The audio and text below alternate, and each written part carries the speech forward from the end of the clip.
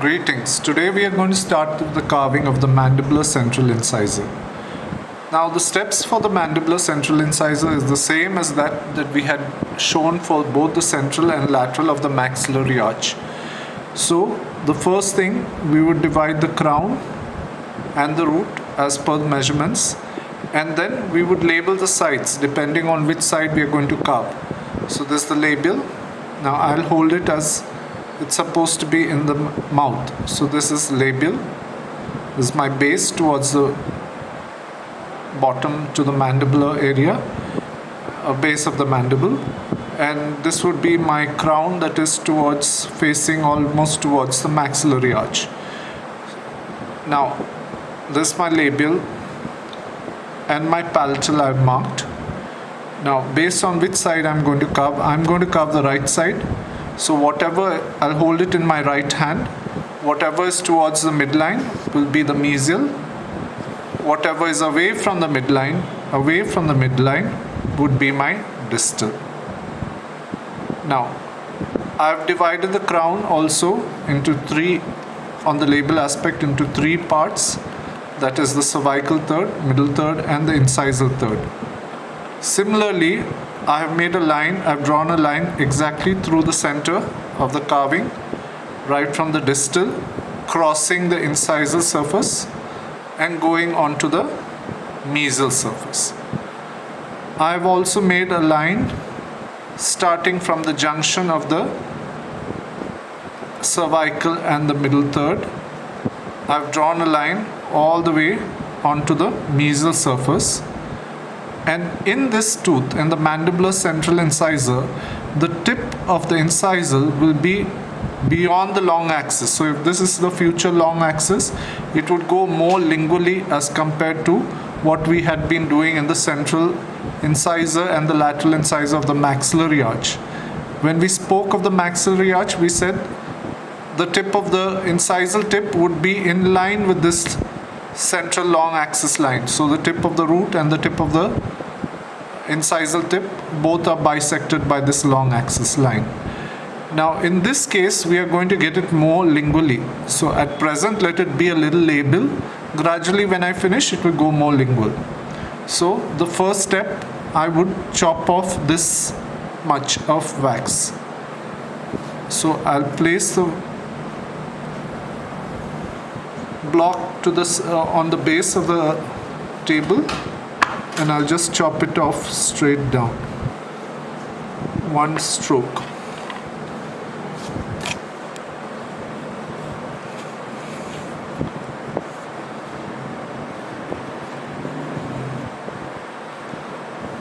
Now with this step you can see that the tip is just in line with the tip of the long axis. With the line, in line with the long axis.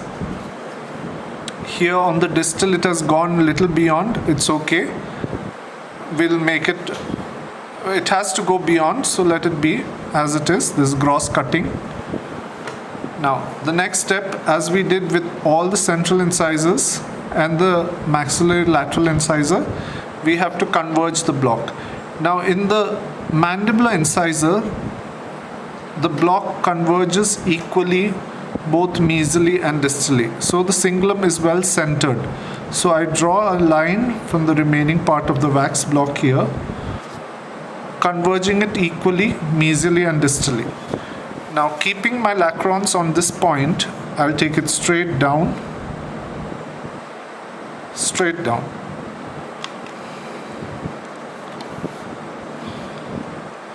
up to the point where I've marked the cervical line.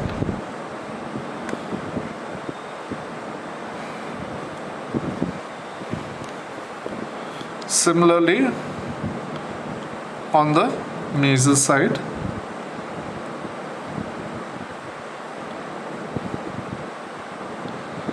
So that was the distal side. Similarly on the mesial side.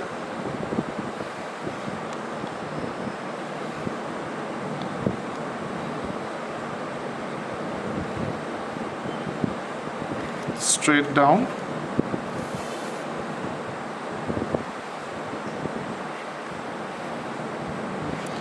So you can see that the block has converged towards the lingual. I want to converge the block to the lingual, and I've cut it straight down equally, both on the mesial and on the distal. So this is the block at this point. Now I want to get the cingulum area. The cingulum area, what I do is I'll mark the cervical third, middle third, and the incisal third on the palatal aspect or on the lingual aspect. Now here onwards, I want to remove the wax from the junction of the cervical third and the middle third. So I make a line onto the mesial side or distal side, whichever is convenient. This is the distal side, so I make a line onto the distal side. Now I want to make sure I remove the wax here. I can remove it flat, straight, or I can get from placing my lacrons on the junction of the cervical and middle third, I can just remove it in a curved direction. This step you can do it once you're very firm with your grip with the lacrons. Otherwise, gradually you can just cut it and then slightly curve it. So we need a slight curve here. So we've created slight curve on the lingual side. For this is the lingual fossa. Alright, now once we have done this much, what we have done so far is we've got the curve of the lingual fossa area. So if you see it from this is the mesial side, you can see a slight curve only, and this is from the labral aspect. It's a flat surface here. This is the center of the block. The long axis is somewhere here. Finally, we need to get the tip of the incisal more beyond this long axis, so it has to come more lingual. That we can do with the finishing. Now the next step we're going to do is directly go for the root. So placing my lacrons at the level of the wherever it's jutting off on the lingual side, on the mesial and distal side, I'm just taking the wax straight down up to the marking. So there's the marking. I shouldn't bypass the marking. So I'll just take it straight down here. Similarly on the mesial side, converging the block towards the lingual. So I'm taking it straight down as per the outline that I've got on the mesial or distal side.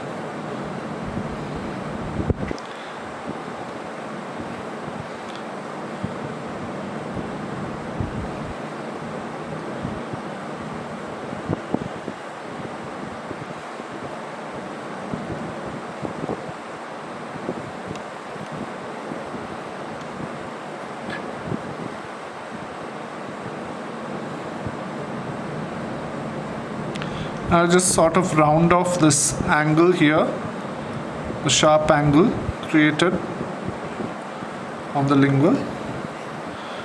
Now what we see is we have straight outline on the mesial and distal sides. We need the block to converge to the cervical. So the crown has to converge to the cervical. Now this is gradually what we'll get that convergence once we start with cervical carving. Now I'm just going to give the cervical outline, how it should be on the label, roughly. So I've got it a convex outline here. Now on the mesial side, the crest of curvature dips in by around 3 millimeters on the mesial side.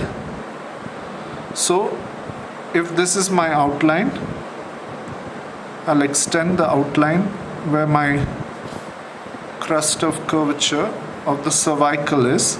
So I extend it all the way onto the mesial, all the way to the palatal aspect, and this point is a point of reference. So I've extended the line all the way around.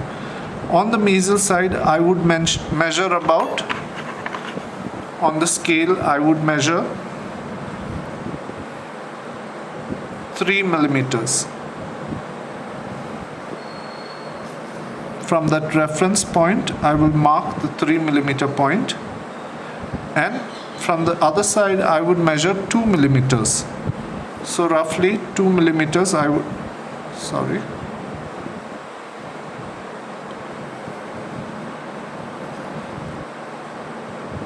mark 2 millimeters, mark it out here with my divider. So from the cervical line here, I'll extend it all the way here, 2 millimeters roughly,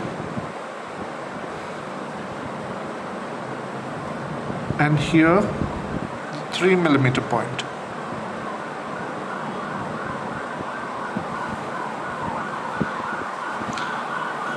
The length of the crown should be 9 millimeters, so already measured it and marked it as 9 millimeters. Now the mesio-distal dimension here on the label side should be around 5 millimeters, and it will converge to 3.5 at the cervical, while as the labiopalatal should be around 6 millimeters. Here the greatest measurement, and 5.3 at the cervical.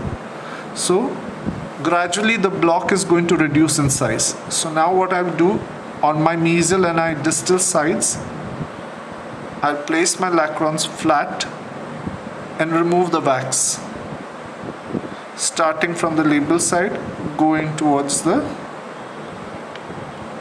lingual side.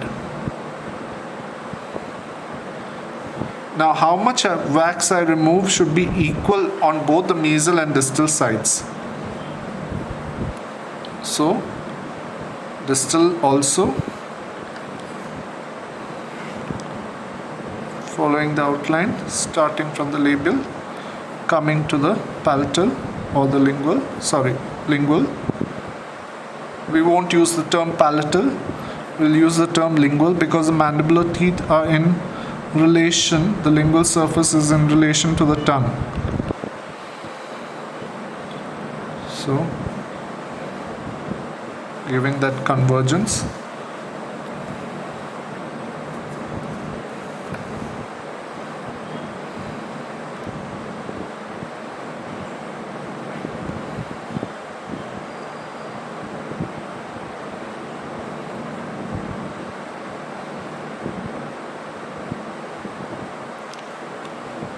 Remove more of the block on the mesial and the distal sides.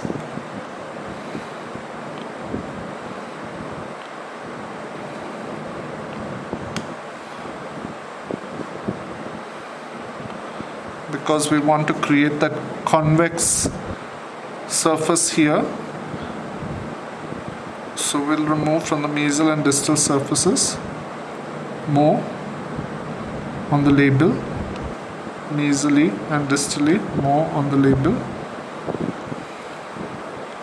so that the wax block sort of jots out. Crown is jotting out as compared to the root. Always we keep it a little bulky, so when we are finishing it, we get the actual dimension. Don't try and get it into actual dimension in the beginning itself. So also on the lingual, we'll remove. We want the labio-lingual dimension to reduce also, so I'm removing from the lingual also, as well as from the label. So now you can see that the block, if I remove all the loose wax,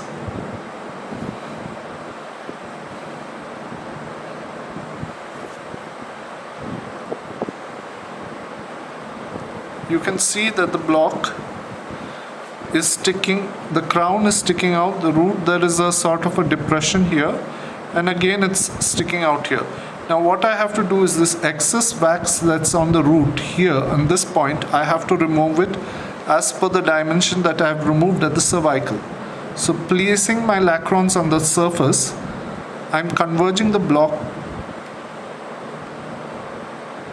to the apex, but at the same time I'm removing more from towards the lingual, so that the block converges towards the lingual. The root has to converge to the lingual.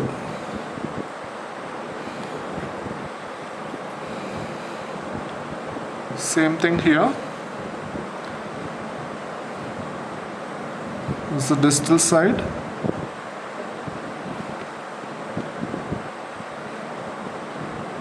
So I'm converging the block still to the lingual.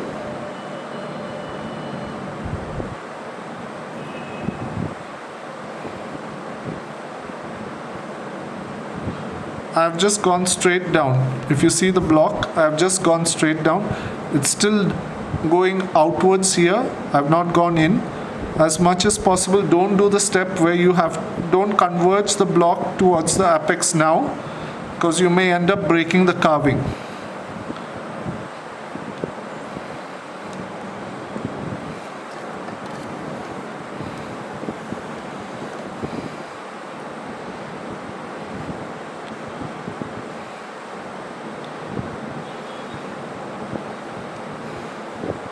Now also, if you see on the labial and on the palatal, the wax is excess towards the apical portion of the root.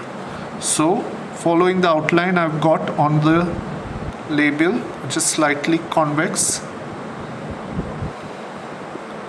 I take it to that line of demarcation, straight down.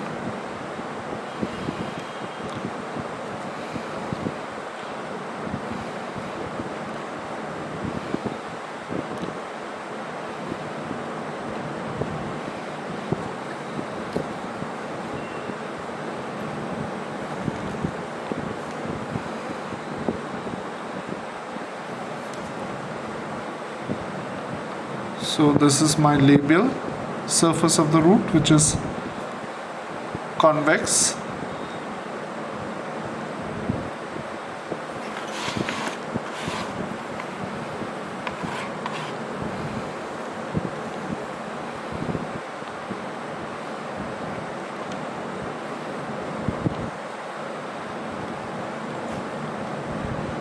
Now my palatal portion of the root, also I'm taking it straight down,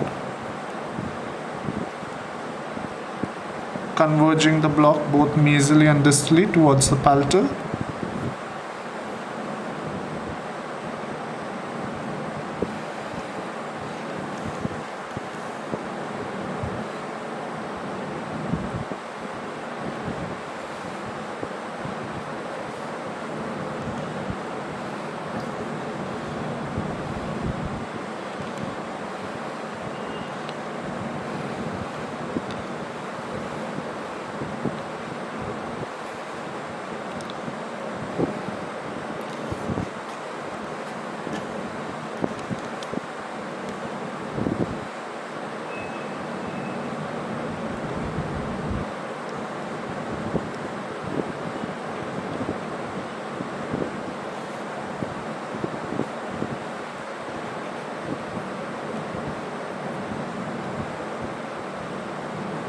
So I'm smoothing the surface.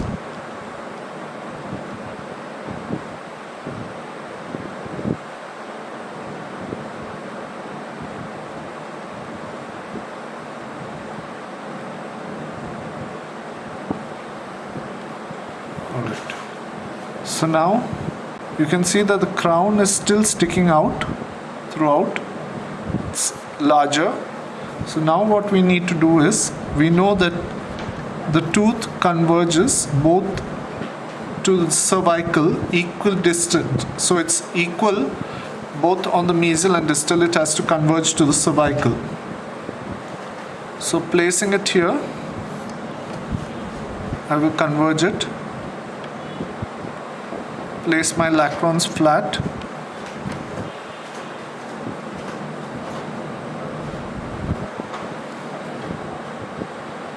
So I've got the convergence here on the distal. Now I want the convergence on the mesial.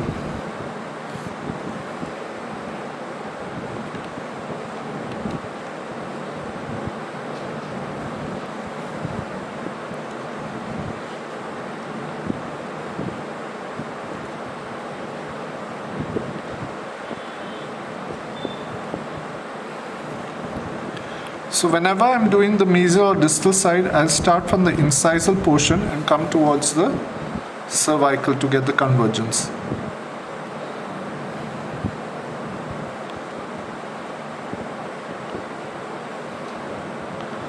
Then you place your lacrons flat on the surface and then just converge it towards the lingual. So gradually we get that cervical convergence.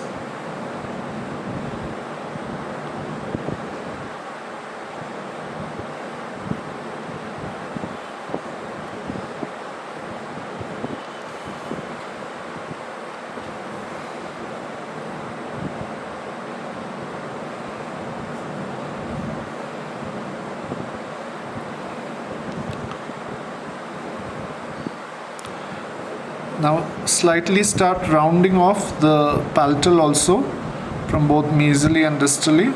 Round it off. It doesn't have a prominent cingulum as we had in the maxillary carving. Now you can see that it's sticking out here also on the labial surface. So place your carve on the labial surface and just round it off. Make it convex.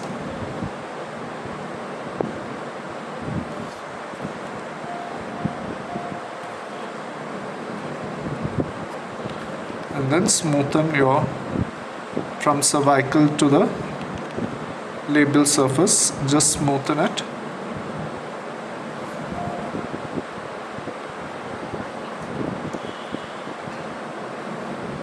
And the angles also.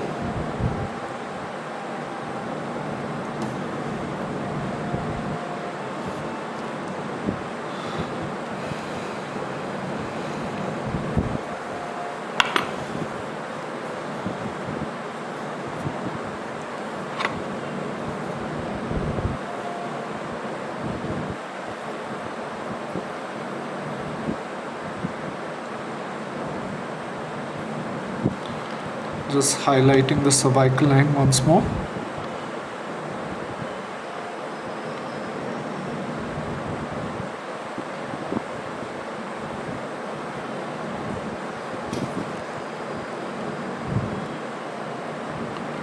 And removing from the root also.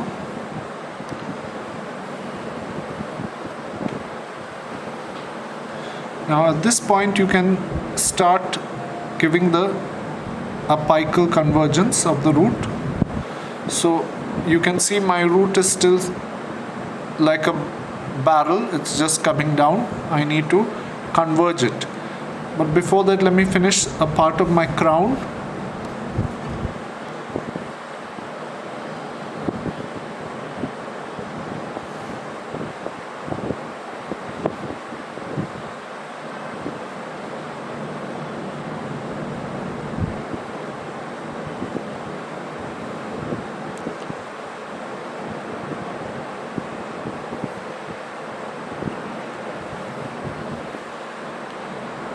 Now if you notice on the the lingual surface, I'm taking the carving from the cervical to the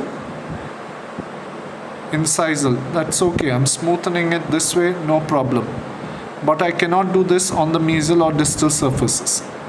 I can do this on the labial and the lingual surface.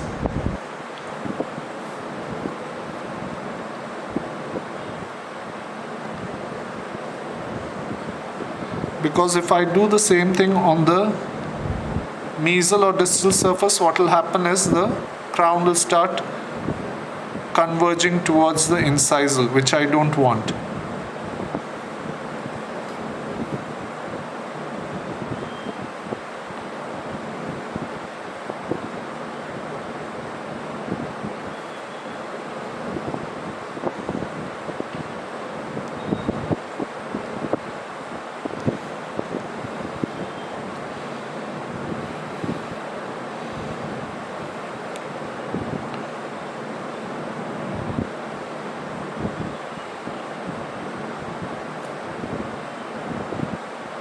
So starting from the incisal, bring it to the cervical, so that we get that convergence towards the cervical.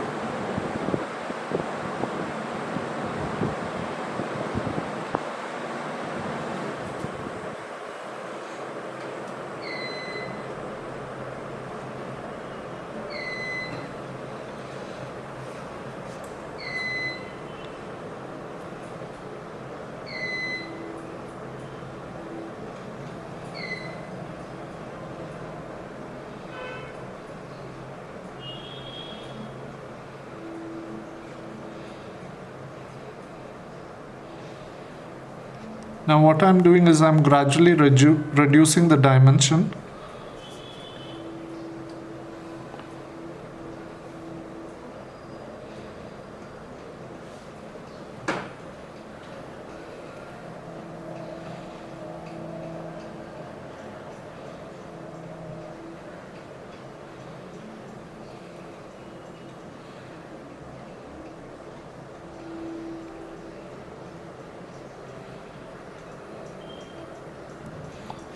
As well as getting the cervical convergence.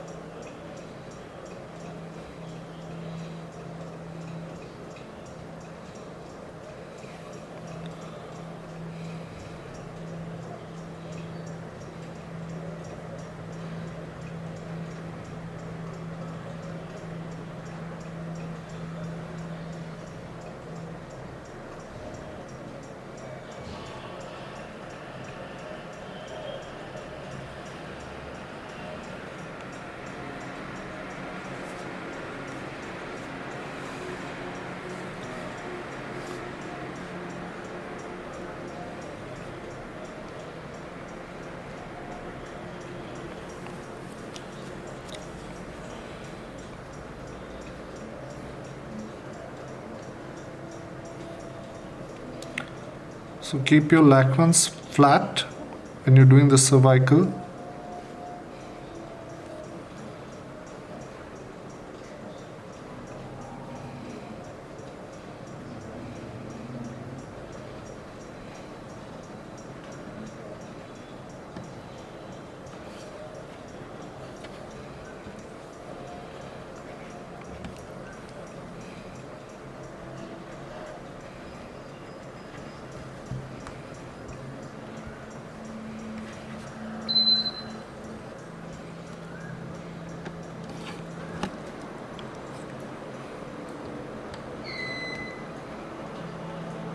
Flatten the base also.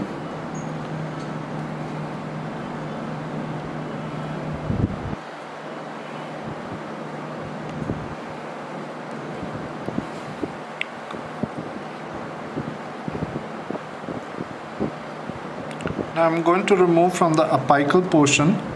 So on the palatal as well as on the labial as well as the lingual portion, apically I'm going to remove on the lingual as well as on the labial.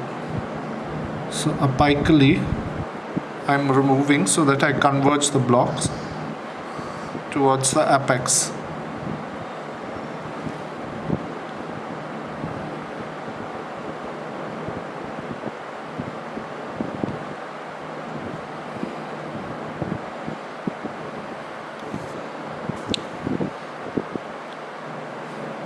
Flattening the base also.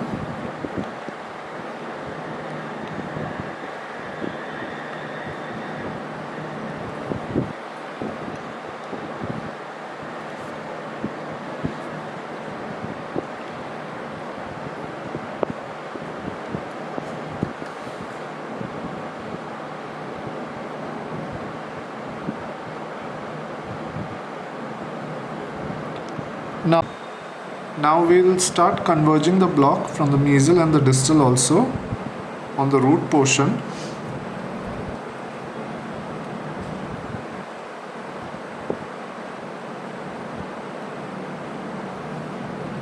As well as flattening the base of the carving.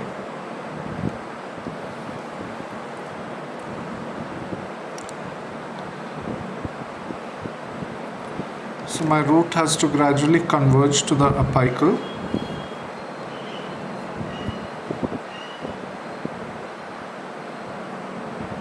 both equally from mesial and distal.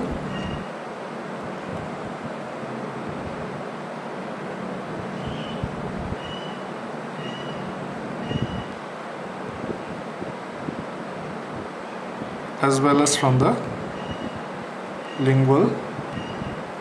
So now you can see that the root is becoming thinner. Just smoothen it.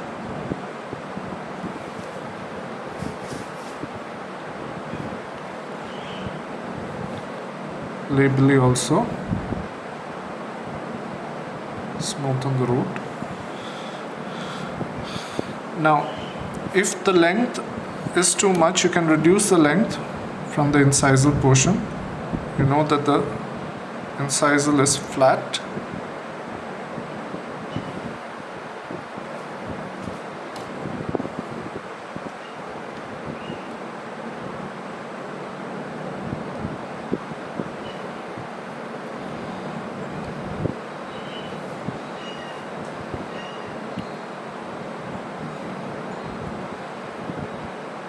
Just finish the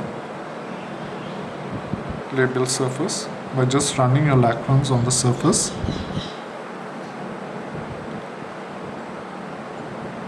Mesially and distally.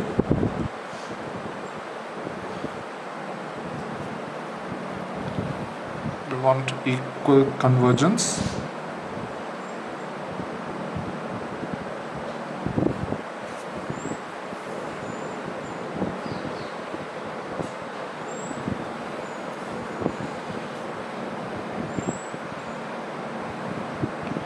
We want to make sure that the incisal has bypassed the center. So here it's just bypassed. It's more than enough.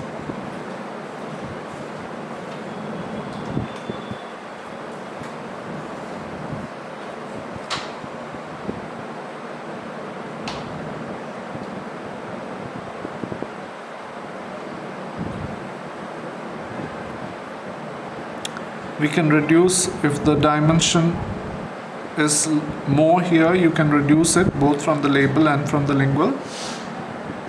So here the cingulum area, just round it off.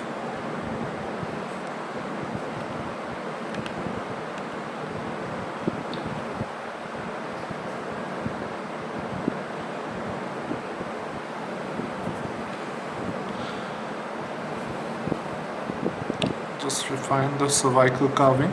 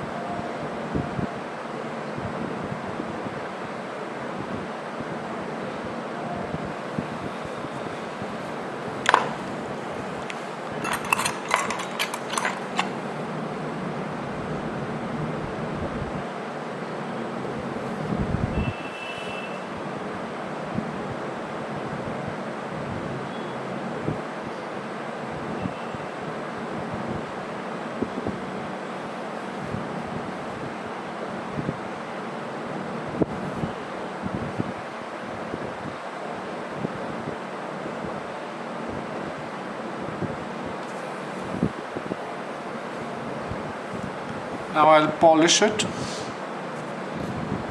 When I finish polishing, the steps of polishing I've already shown.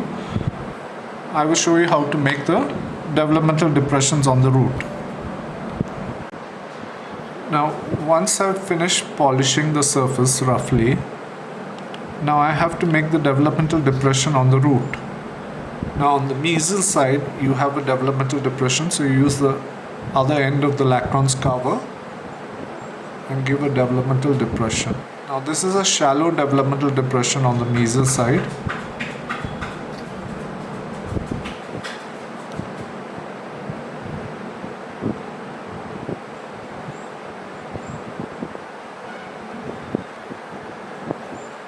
And on the distal side it will be deeper.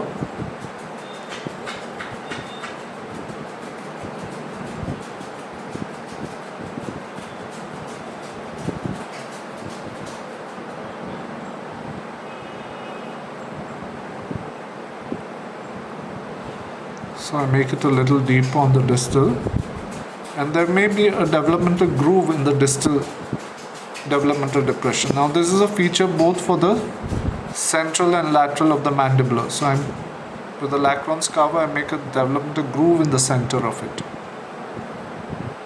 Now remove the loose wax and polish it once again. Now for the lingual fossa in the central incisor, it is not a prominent thing. It's not prominent at all.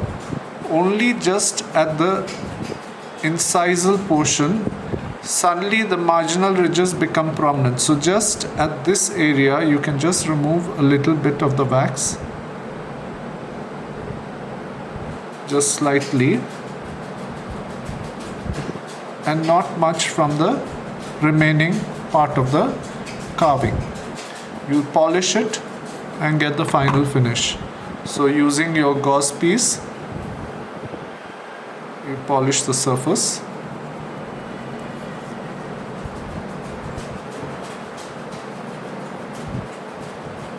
This is my distal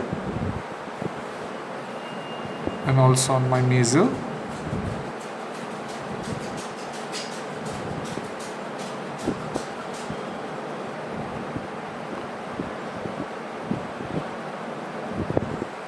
Take your time to polish it.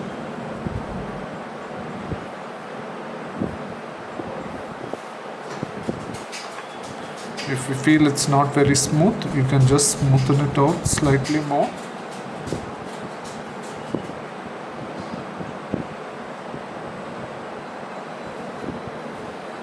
And just polish it.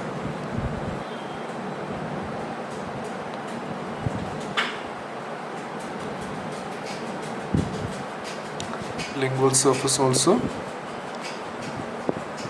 lingual fossa, just polish it slightly, and all the way on all the sides, just polish your carving.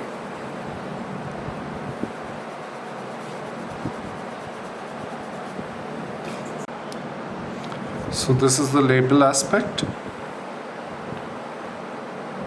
the mesial aspect, again the labial aspect, the distal aspect. You can see there's a developmental groove within the depression of the root. The the lingual aspect, and you can look at it from the incisal aspect also.